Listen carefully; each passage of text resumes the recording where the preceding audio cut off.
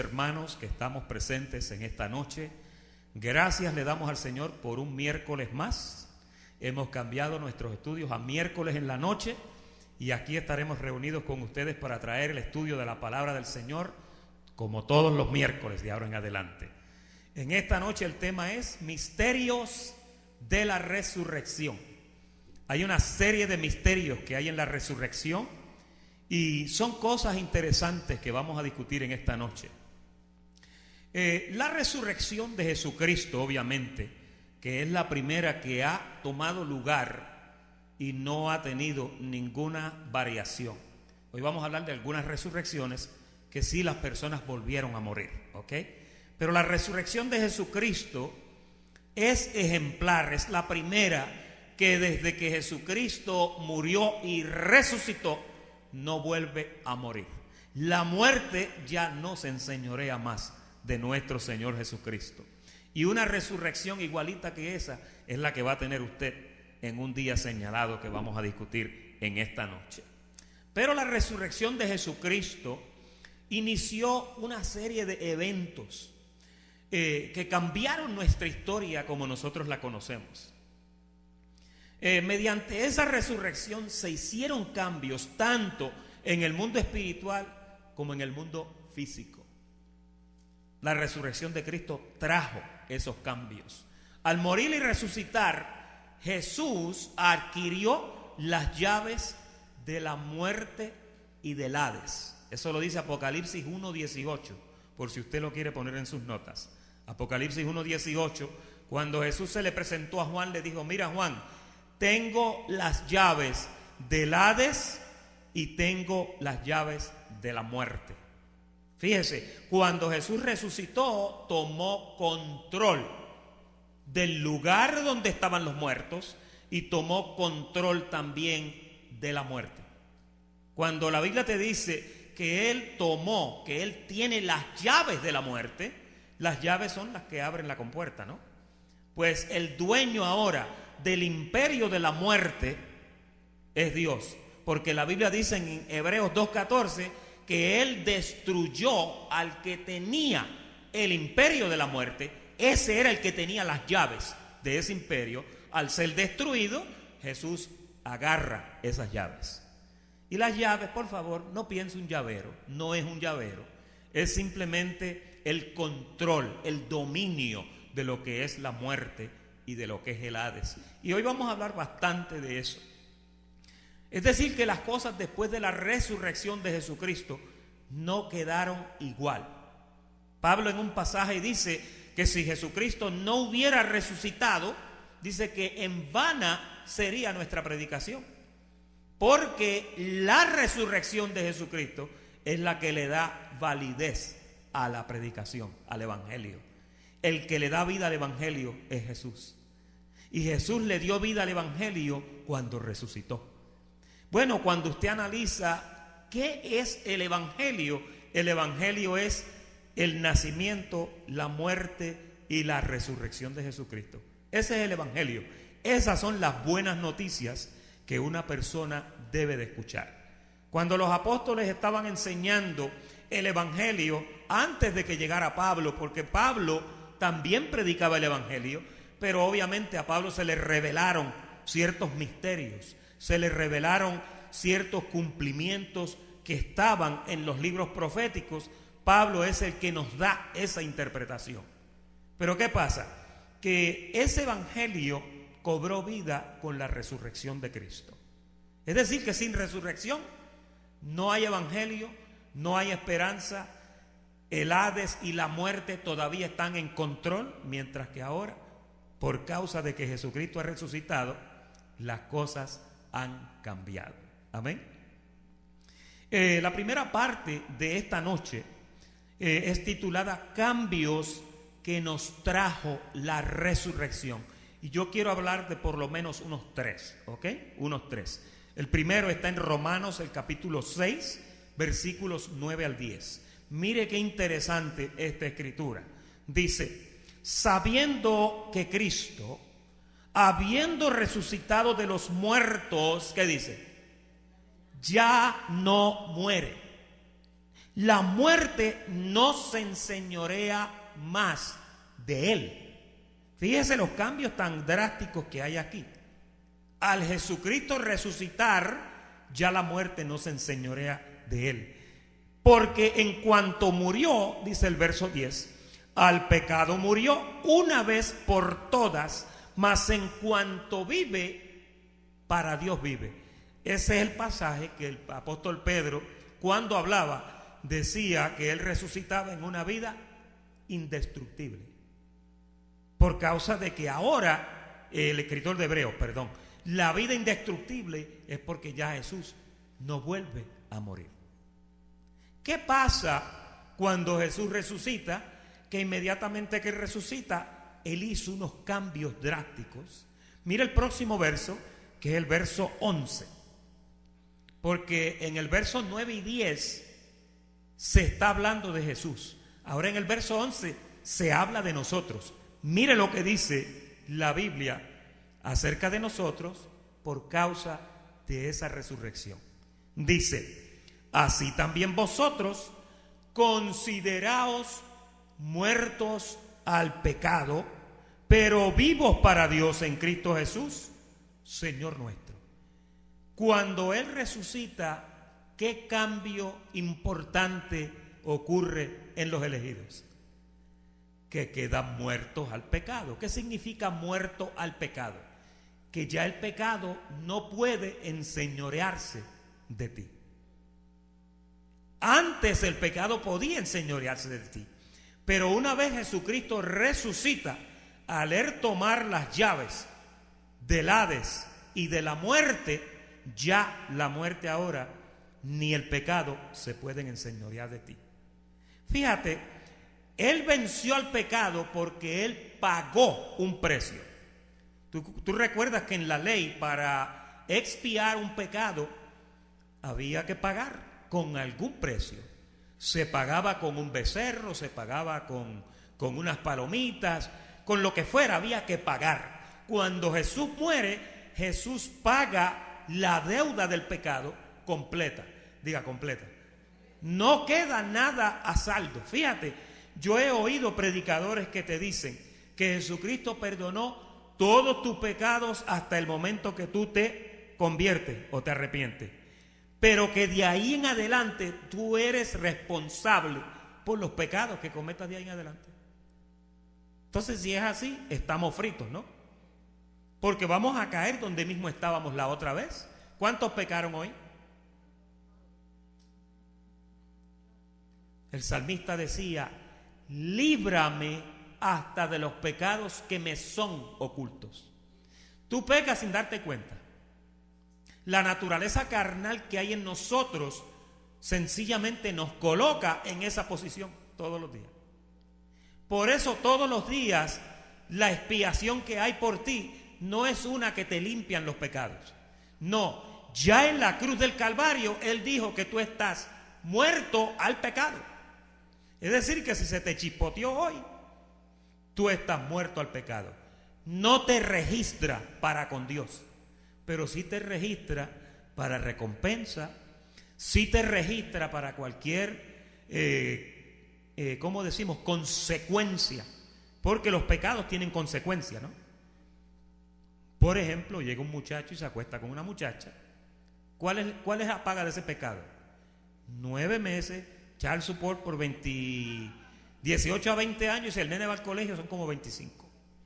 Es una cadena perpetua, ¿ok? Porque fíjate, la vida ha establecido límites donde lo que tú haces, tú lo pagas. Por eso es que Gálatas 6:6 es tan importante. Te dice que todo lo que el hombre sembrare, eso también segará. Y esa es la paga. Es lo único que se puede hacer con lo que tú haces equivocadamente, porque no se puede hacer otra cosa. El escritor de Hebreos nos dice que ya no puede darse otra ofrenda por el pecado. Ya no podemos crucificar a Cristo otra vez, sujetándole a vituperios si tú pecas deliberadamente. Entonces, ¿qué hay? Pues lo que hay es una horrenda prestación de juicio que devora a los adversarios que juegan con eso que no se debe hacer, ¿verdad? Y para cada pecado hay una consecuencia. Así que yo les aconsejo que no pequen. Les aconsejo que sencillamente miren las intenciones, porque eso es importante. Mira lo que dice Colosenses capítulo 3, versículo 1. Si pues habéis resucitado con Cristo, ¿cuántos han resucitado con Cristo? Los versos anteriores te dicen que tú resucitaste con Él. Ahora aquí te dice, si tú has resucitado con Cristo, buscad las cosas de arriba, donde está Cristo sentado a la diestra de Dios, y poned la mira, ¿dónde? En las cosas de arriba, no en las de la tierra. Fíjate que hay un consejo aquí, donde se te aconseja a militar. ¿Tú sabes lo que es militar? Militar es pensar en, ejercitarte en las cosas de arriba. Te dice que tengas una conciencia buena para Dios, que trates de buscar las cosas de arriba, todo lo más que tú puedas. Dice, buscando las cosas de arriba, no en las de la tierra. Verso 3, porque habéis muerto. Fíjate que para el Señor poder colocarte a ti en un estado de perfección, te tuvo que matar. Si no te mata, si no te presenta muerto al pecado, entonces no podíamos justificarte. No podíamos ser justificados, porque para hacerlo había que declararte muerto al pecado. Y entonces Él dijo, ok, en la cruz yo identifico conmigo a todos los elegidos que fueron conocidos antes de la fundación del mundo.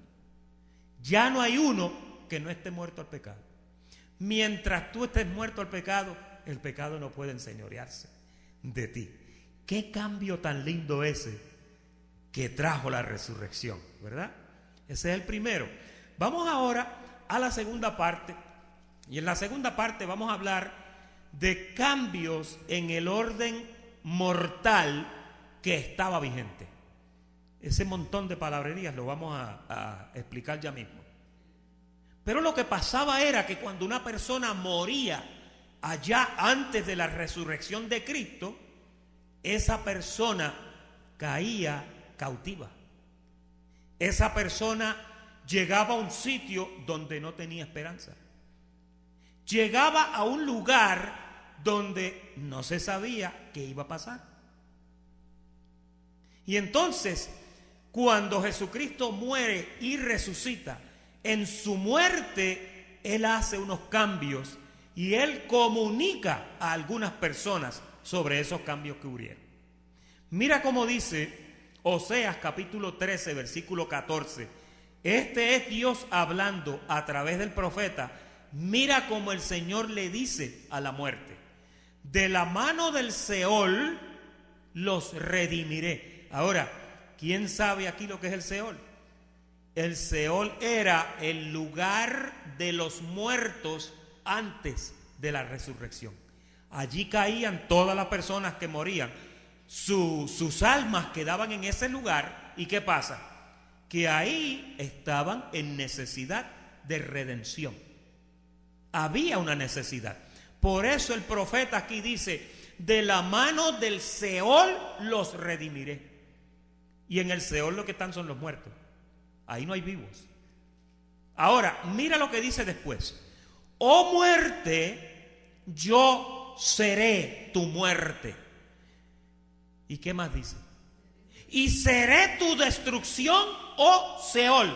Fíjate, el lugar de los muertos experimenta un cambio donde ya el Seol no es lo que era antes. Ya al Jesucristo morir, las cosas cambian para el Seol. Cambió para los que estaban también en el Seol, porque en el Seol allí había gente de todo tipo. Jesús una vez habló una parábola del rico y de Lázaro, y dice que cuando el rico murió, llegó a un sitio del Seol, y cuando Lázaro, que nuestros hermanos cubanos, ellos hablan mucho de San Lázaro, y usted ha visto que ellos presentan un señor flaquito con unos perros, y esos perros, la Biblia habla de ellos, dice que eran perros que le lamían las llagas a Lázaro. Lázaro fue un hombre que nació desventurado, con muy pocas pertenencias, mientras que el rico se vestía de púrpura, comía muy bien, vestía muy bien, vivía en un palacio. Pero cuando los dos mueren, llegan los dos a un sitio, y uno está en un lado de un abismo y el otro está en el otro. Entonces, Jesús en su parábola dice que el rico veía a Lázaro, y Lázaro estaba en un sitio que se llamaba el seno de Abraham, como en los brazos de Abraham. Usted sabe que Abraham es el padre de la fe. Entonces, dice la parábola que el rico le decía al Señor: manda a Lázaro a que moje con las puntas de sus dedos mis labios, porque yo siento calor. Entonces Jesús le dice: no, porque él no puede pasar para acá y tú no puedes pasar para allá. Entonces él pregunta y él dice: ¿y por qué yo estoy aquí siendo atormentado? Dice: bueno, porque tú recibiste tus bienes cuando estabas en vida. Por lo tanto, ahora él es consolado allá y tú eres atormentado acá. Obviamente, los que conocemos esto, sabemos que la explicación es que en el mundo hay ¿cuántas simientes? Hay dos simientes. Hay vasos de ira preparados para destrucción y hay vasos de misericordia que Dios preparó de antemano para salvación. Si no se entiende eso, entonces tendríamos que decir que el Señor es un criminal, que el Señor es malo porque tiene a unos castigando y a otros los tiene bien, ¿verdad? Ahora, mira cómo dice la otra parte de ese verso. Dice: seré tu destrucción, oh Seol, la compasión será escondida de mi vista. La pregunta es: ¿por qué dice eso? Porque en el Seol habían gente que sencillamente él no podía tener compasión de ellos. Pastor, ¿y qué pasó con esa gente? Bueno, entendemos que esa gente todavía están en un sitio, mientras que los elegidos se fueron para algún lugar. Vamos a ver para dónde cogieron los elegidos que estaban allí. Efesios capítulo 4, versículo 7 dice: pero a cada uno de nosotros fue dada la gracia conforme a la medida del don de Cristo. Oiga cómo se desarrolla este pasaje. Por lo cual dice: subiendo a lo alto, oiga bien, llevó cautiva la cautividad. La pregunta es: ¿cuál cautividad es esa? Esa cautividad era la que estaba allá abajo, de los muertos que esperaban la resurrección en Cristo. Esos fueron los patriarcas, los profetas, los del pacto abrámico, que estuvieron allí hasta que el Señor finalmente apareció y dijo: ya pagué la cuenta. Usted sabe, cuando ustedes se lo llevan preso, lo arrestan y usted lleva a un bail bond agency y el oficial del bail, de la multa, va allá y paga, y cuando paga, ya está pago, vámonos. Pues eso fue lo que Jesús hizo. Dice: llevando cautiva la cautividad, ¿qué hizo? Dio dones a los hombres. Fíjese, dos cosas importantes que ocurrieron. Una, que trasladó el sitio de los muertos, y la otra, que finalmente pudo repartirle dones a los hombres. Hay otro verso en la Escritura que nos dice que Él hace a sus ministros llamas de fuego, a sus ángeles espíritus y a sus ministros llamas de fuego. ¿Cuándo es que un ministro es una llama de fuego? Cuando Dios le da un don y comienza a funcionar en ese don. Ahí es donde es una llama de fuego. Entonces dice: y eso de que subió, ahora comienza a explicarnos el apóstol Pablo con detalles esto. Y eso de que subió, porque ya en el verso anterior dijo subiendo a lo alto, ¿verdad? En el verso 8. Pues ahora en el 9 te dice: y eso de que subió ¿Qué es? Sino que también había bajas de la tierra. Por eso es que muchos exégetas dicen que el Seol estaba localizado en las profundidades de la tierra. Y hay cierta teoría para aceptarlo, ¿no? No es tan importante. Lo importante es que los muertos estaban en un sitio y cuando Dios resucitó, bajó a ese lugar y los sacó de allí y se los llevó con él. Los puso en otro sitio. Por eso es que ahora la palabra te dice que cuando tú estás ahora ausente del cuerpo, ¿estás qué? Estás presente con Dios. Dios de alguna forma cambió el panorama. Ya los que mueren no van a un lugar sin esperanza, sino que ahora mueren en la esperanza de que están en la presencia del Señor. Cuando una persona muera y usted quiera consolar a los desconsolados deudos, lo único que usted tiene que decirle es lo que siempre le dice: está en un sitio mejor, pasó a un mejor lugar, está en una mejor vida, porque es la realidad. Pero entonces ahora el apóstol te dice: ¿y eso de que subió? ¿Qué es sino que también había descendido primero a las partes más bajas de la tierra? Mira el verso 10. El que descendió es también el que subió por encima de todos los cielos para llenarlo todo. O sea, cuando la Biblia te dice que Él subió por encima de los cielos para llenarlo todo, es porque cuando Él resucitó, Él pudo completar y pudo llenarlo todo.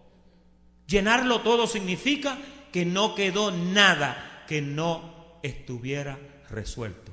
Cuando Él en la cruz, antes de irse de la vida física, dijo: consumado es, ese consumado es, lo que significaba era: ahora expira, y en el momento que expira, que muere, ya su espíritu desciende a las partes más bajas de la tierra y comienza a resolver toda aquella serie de problemas que había que resolver.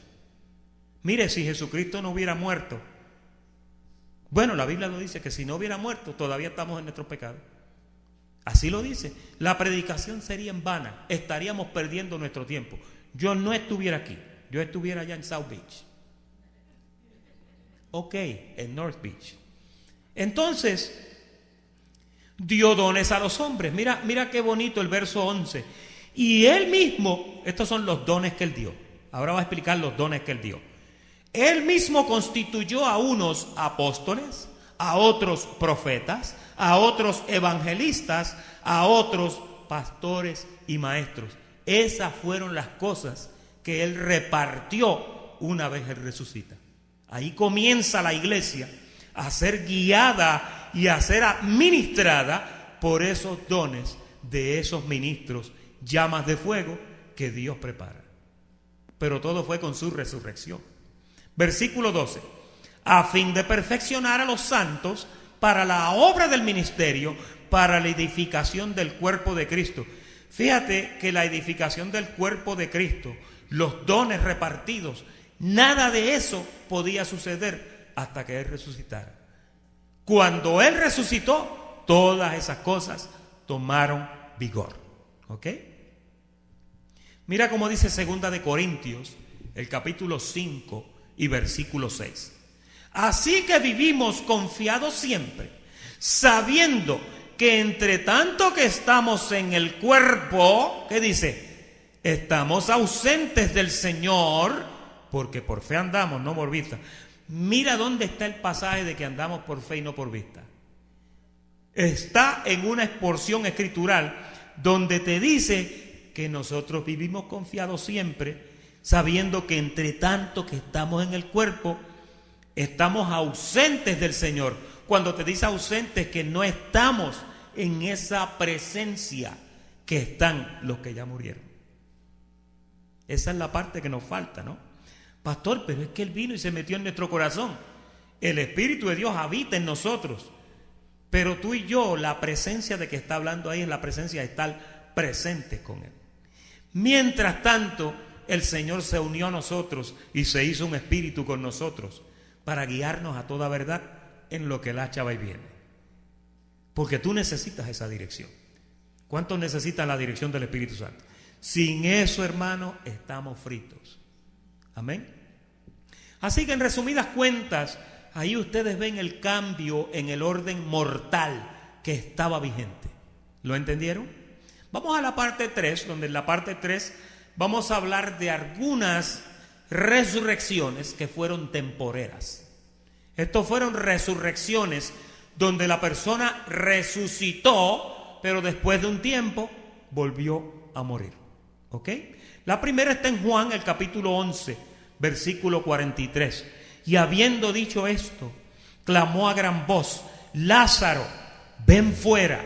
Y el que estaba muerto salió, atadas las manos y los pies con vendas. Pregunto yo, si estaba atado con piernas y manos, con vendas, ¿cómo salió? Alguien que me diga, ¿cómo salió? Se levitó. Se levitó. Él simplemente, por el poder de la palabra de Dios, se levantó. Salió amarrado de pies y cabeza, como una momia.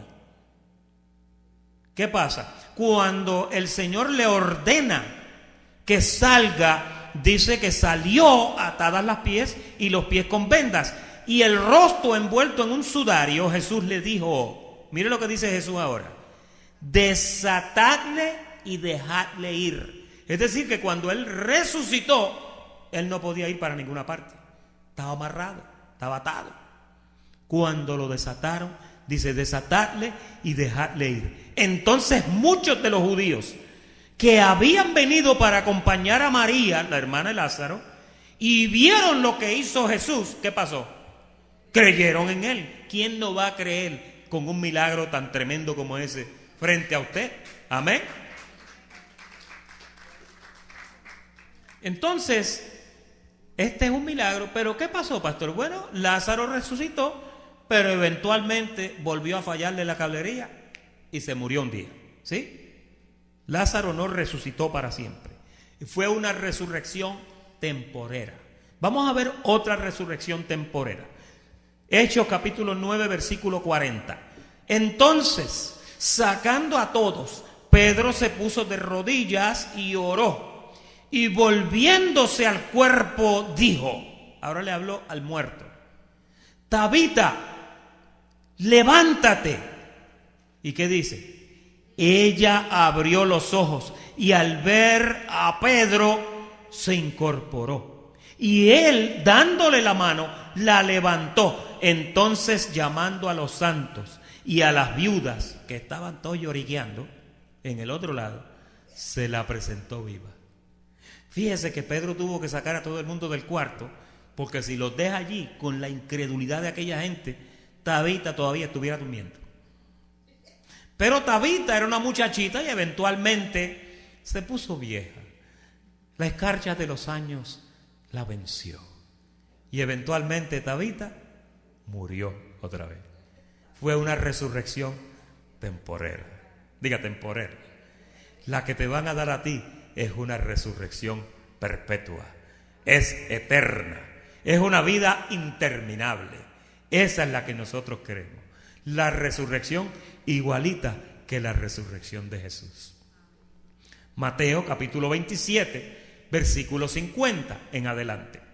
Mas Jesús, habiendo otra vez clamado a gran voz. Oye esto es cuando Él está en la cruz. Él se sacó un grito enorme. Los que vieron la película de Mel Gibson, cuando Él se sacó aquel grito, tronó y relampagueó y se puso oscuro. Dice, entregó entonces el Espíritu. Pero mira el verso 51 lo que pasa. Y he aquí, el velo del templo se rasgó en dos de arriba abajo, y la tierra tembló y las rocas se partieron. Esto fue con la muerte de Jesucristo. La tierra no pudo aguantar el cataclismo tan tremendo del poder del Rey de Reyes que estaba allí. Estaba por entrar a ella en espíritu. Entonces dice, versículo 52, y se abrieron los sepulcros. Oye esto. Y muchos cuerpos de santos, no de cualquiera, de santos que habían dormido, ¿qué pasó? Se levantaron y saliendo de los sepulcros, yo me imagino la película de Michael Jackson, Thriller, empezaron a salir los cuerpos de los sepulcros. Walking Dead. Después de la resurrección de Él. Oye, después de la resurrección de Él. Dice, vinieron a la santa ciudad y aparecieron a muchos, el centurión y los que estaban con él, guardando a Jesús. Visto el terremoto y las cosas que habían sido hechas, temieron en gran manera y dijeron, verdaderamente este era Hijo de Dios.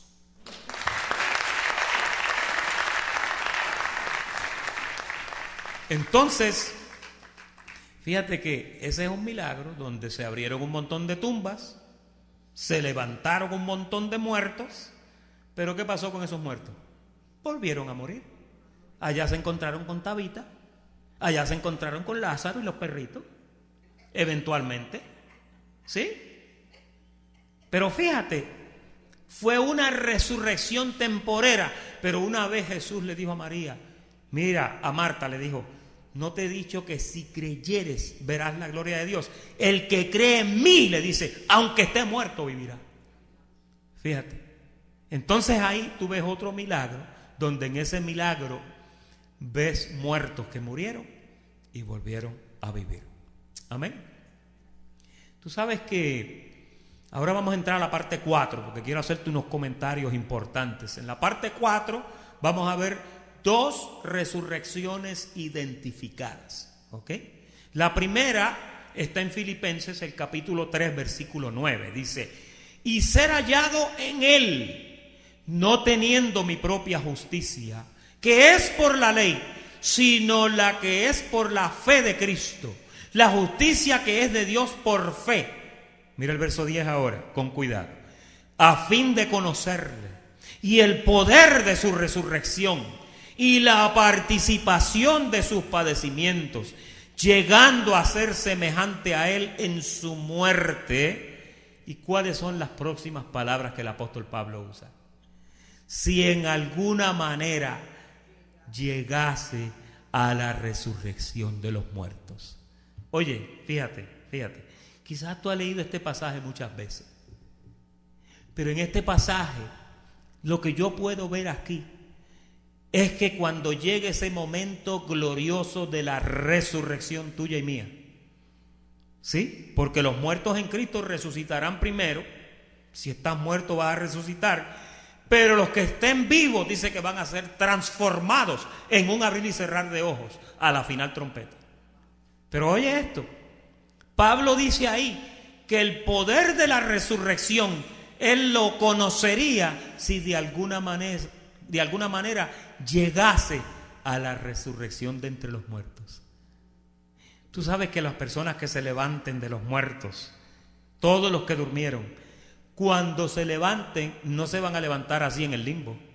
Se van a levantar con la conciencia clara de que estuvieron muertos y de que estaban esperando por la resurrección de Jesucristo. Y en ese momento glorificarán a Dios, porque entenderán y sabrán que su resurrección y su momento ha llegado. Es decir, que hay un día para la resurrección. Sin embargo, hay personas que no creen en la resurrección. Por ejemplo, mira lo que dice 2 Timoteo 2:17. 2 Timoteo 2:17. Con esto de la resurrección hay que tener cuidado. ¿Sabe por qué? Porque muchas personas te pueden decir que ya Jesucristo vino. Y si ya Jesucristo vino, la resurrección es antes de que Él venga, porque la resurrección es en su venida. ¿Sí o no? Lo dice 1 Tesalonicenses 4, que cuando Él asome su rostro por las nubes, los muertos en Cristo resucitarán. Por lo tanto, la resurrección es en la venida del Señor. ¿Sí o no? Ahora aquí, estos dos personajes, mira lo que dice. Y su palabra carcomerá como gangrena, de los cuales son Himeneo y Fileto.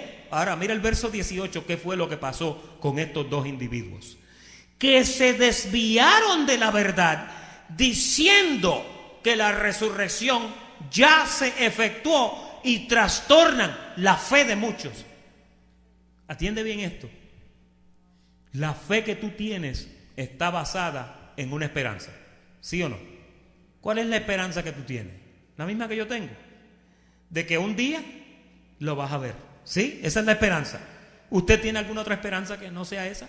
Esa es la única esperanza.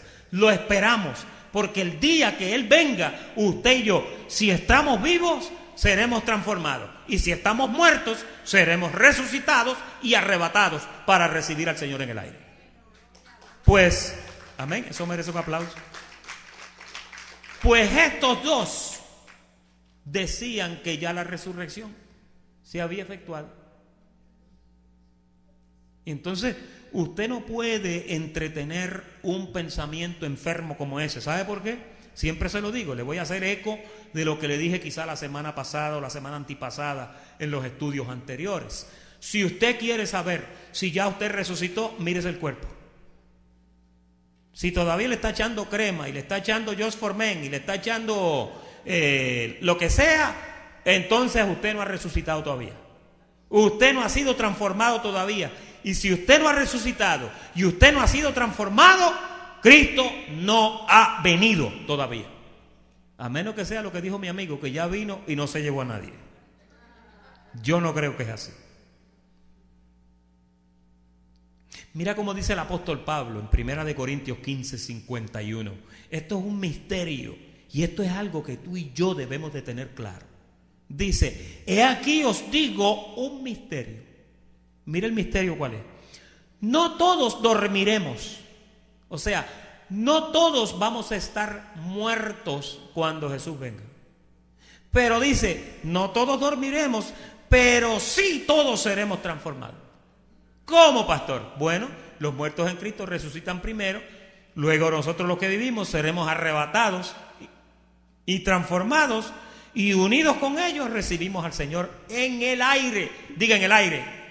Es en esta atmósfera que usted lo va a experimentar. Esto no es una nebulosa, esto no es un asunto metafísico donde está fuera de la materia. No, usted va a tener conciencia de lo que está ocurriendo. Y eso puede ocurrir esta noche. Eso puede ocurrir ahora mismo. Eso va a romper el techo, porque usted va a salir como una bala por ahí. ¿Y sabe qué? El cuerpo glorificado que está reservado para usted en los cielos, no me pregunte cómo, pero ese cuerpo va a absorber el cuerpo que usted tiene ahora mismo. Y como en el espíritu no hay distancia, no hay tiempo, no hay peso, no hay espacio, en un segundo la morada celestial que es suya, que está reservada en los cielos, va a absorber el cuerpo de la humillación nuestra. La Biblia lo dice así mismo. Dice, es necesario que esto mortal sea absorbido por la inmortalidad. Pastor, ¿por qué tiene que ser así? Porque dentro de ti hay un espíritu y porque dentro de ti conocemos lo que se llama un alma. Diga, alma. Y esa alma es la que siente y padece, la que lo mete en líos a usted, la que es engañada, la que peca. ¿Usted sabía que el cuerpo suyo no peca? Usted presenta el cuerpo suyo como instrumento para el pecado, pero su cuerpo no peca. ¿Y usted sabía que su espíritu tampoco peca? Su espíritu es perfecto, es la misma esencia de Dios. ¿Quién peca, pastor? El alma. Por eso allá proféticamente se dijo, el alma que pecare, esa morirá. El alma es la que peca. El alma es la que quiere llevarte a ti a donde tú quieres, a donde tú llegas. El alma es la que te habla, como el hipotálamo, que el hipotálamo te dice, cómete otro plato de arroz. Pues si ya te comiste uno, el hipotálamo te dice, estaba tan bueno, cómete otro. Pues el alma es así mismo. El alma nuestra es persuadida y es engañada. Por eso una vez Jesús, el profeta dijo, o almas adúlteras. Fíjate, porque quien adultera es tu alma, no es tu cuerpo. Hello. Así que porque el alma es la que se abate dentro de ti. El alma se pone muy triste hasta la muerte, como la de Jesús. El alma es la que se contrista, se siente mal. Hoy está nublado, así que hoy no voy a ser feliz. Es el alma la que hace eso. Cuando cae lluvia, tú te sientes como la gata bajo la lluvia. Y es el alma, es tu alma la que es persuadida por los elementos y por las cosas. Amén. Yo te lo digo riendo, pero es verdad. Mira cómo dice, verso 52, en un momento, en un abrir y cerrar de ojos, a la final trompeta, porque se tocará la trompeta. Este es otro toque que hablamos la semana pasada. Y los muertos serán resucitados incorruptibles y nosotros seremos transformados. La pregunta es, ¿cuál resurrección es esa? Esa es la resurrección de los justos. Porque la Biblia habla de 2 resurrecciones. Y en esa primera que leímos ahí, esa primera es la resurrección de los justos. Esa es la que Himeneo y Fileto decían que ya se había efectuado, pero es una mentira. Porque cuando esa se efectúe, tú lo vas a saber. El mundo entero lo va a saber. Mira lo que dice Daniel capítulo 12, versículo 2. Un profeta antiquísimo. Y mira cómo se habla. Y muchos de los que duermen en el polvo de la tierra serán despertados. Unos para vida eterna y otros para qué? Para vergüenza y confusión. ¿Cuántas resurrecciones usted ve ahí? Hay 2. Hay una para los elegidos y hay una para los hijos de perdición. Amén. Mira otro verso que te dice lo mismo. Apocalipsis capítulo 20, versículo 6. Bienaventurado y santo el que tiene parte en ¿cuál resurrección? En la primera resurrección. Fíjate, si te dice la primera es porque hay una segunda. La segunda resurrección se llama la segunda muerte. Ahí te dice el que tiene parte en la primera resurrección. La segunda muerte, que es la segunda resurrección, no tiene potestad sobre estos, sino que serán sacerdotes de Dios y de Cristo y reinarán con él 1000 años aquí en esta tierra. Hay 2 resurrecciones. Hay una para los elegidos y hay una para los perdidos. ¿Tú sabes que no todo el mundo cree en las resurrecciones? Por ejemplo, había una secta que se llamaba la secta de los saduceos. Ponme ahí a Mateo capítulo 22, versículo 23. Mateo 22, 23. ¿Lo tenemos? Aquel día vinieron a él los saduceos, que dicen que no hay resurrección. Los saduceos eran una secta de un sacerdote que se llamaba Sadoc. Por eso se llaman saduceos. Eran de la secta de Sadoc. Y Sadoc era un sacerdote que enseñaba que no hay tal cosa como resurrección. Tú nunca me vas a escuchar a mí y nunca vas a escuchar de este púlpito que te vamos a decir ni que ya la resurrección se efectuó ni que no hay resurrección. Cuando se te habla de la resurrección se te da una esperanza, ¿sí o no? Cuando se te habla de que vas a resucitar, no importa la muerte, porque tú sabes que te vas a levantar. Pues los saduceos no creían. Mira cómo dice el verso 24, diciendo: Maestro, Moisés dijo, si alguno muriere sin hijos, su hermana se casará con su mujer y levantará descendencia a su hermano. Esta es la pregunta que le hicieron, que la muchacha se siguieron muriendo los hermanos. No sé qué era lo que ella le cocinaba, pero se murieron 7. Era una tarántula o la viuda negra. Y entonces ellos le preguntan, en la resurrección, por molestarlo, porque ellos no creían en la resurrección, ¿de cuál de los 7 va a ser mujer?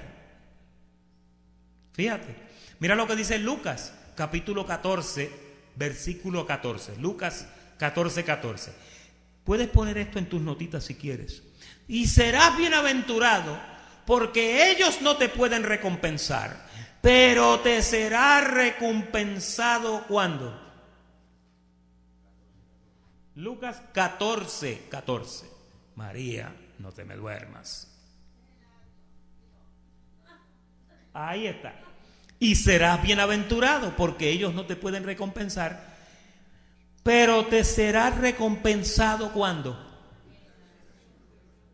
Es decir, oiga bien que tenemos que llegar a otra conclusión aquí. Nosotros te hemos hablado de galardones. Te hemos hablado de que tú vas a ser galardonado y que hay recompensa hasta por un vaso de agua, ¿sí o no? ¿Cuándo es que te van a dar eso? En la resurrección de los justos, en la primera resurrección. Ahí es donde tú vas a recibir lo tuyo.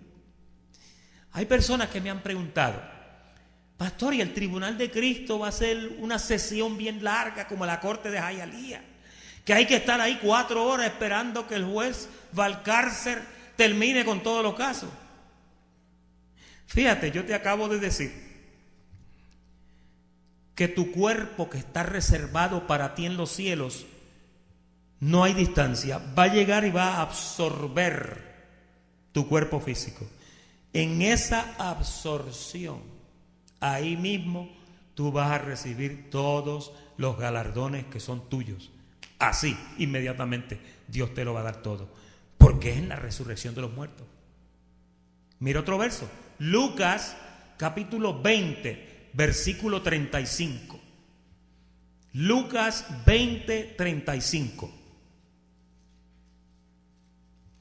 ¿Sí? ¿Lo tenemos? Dice: mas los que fueren tenidos por dignos de alcanzar aquel siglo, ¿y qué más? Y la resurrección de entre los muertos, ni se casan ni se dan en casamiento. Así que vas a ser feliz toda tu vida. Vas a ser feliz toda tu vida. Esta era la contestación del verso anterior de los saduceos. La pregunta de ellos: ¿de quién será mujer? Pero fíjate, en la resurrección es que ocurre todo. Mira otro versículo, Juan capítulo 11, versículo 21. Apunta esto en tus notas. Juan 11, 21. Y Marta dijo a Jesús: Señor, si hubieses estado aquí, mi hermano no habría muerto. Mira el verso 22. Mas también sé ahora que todo lo que pidas a Dios, Dios te lo dará. Versículo 23. Mira lo que le dice Jesús ahora. Jesús le dijo: tu hermano resucitará. Y mire lo que contesta ella. Marta le dijo: yo sé que resucitará en la resurrección. ¿Cuándo? Ahora tienes otro detalle. La resurrección de los muertos es en el día postrero. Pastor, ¿qué es postrero? En el último día. ¿Cuál es el último día? Bueno, el último día es el día que culmina esta dispensación. Jesús va a venir en el 31 del mes que sea, que es el último día de esta dispensación, para que lo puedas entender. Suponiendo que Jesús fuera a venir en agosto, pues vendría el 31. Ese es el último día. Ese es el día postrero. Él va a venir en el último día. En ese día se van a hacer juicios y se van a dar recompensas. Amén. Tú sabes que hay unas escuelas de pensamiento. Hay unas escuelas de pensamiento que hablan acerca, son teorías humanistas. La primera teoría humanista fue la teoría que le llaman del desmayo. Esta teoría fue expuesta por un teólogo del siglo XVIII que se llamaba Venturini. Y Venturini sostiene que Jesús nunca murió, sino que sufrió un desmayo y al recuperarse se fue de la tumba por sus propios pies. La pregunta es, ¿y la guardia romana cómo no lo vieron cuando se fue? Porque habían puesto guardas en la tumba. Era para que no se lo robaran, porque también habían otros que robaban cuerpos. ¿Sí? Frankenstein roba cuerpos para arreglarlos allá en el laboratorio de él. Teoría de la alucinación. Mira esta otra que interesante. Son unas teorías que la gente se inventa todo tipo de cosas. Y ya estamos terminando. Dicha teoría afirma que las apariciones de Jesús después de la resurrección fueron alucinaciones. Y ante este disparate cabe preguntarse, alucinaciones colectivas por 50 días. 50 días voy a estar teniendo alucinaciones. Imagínate. Sabe, la gente por no creer en la resurrección hace cualquier cosa.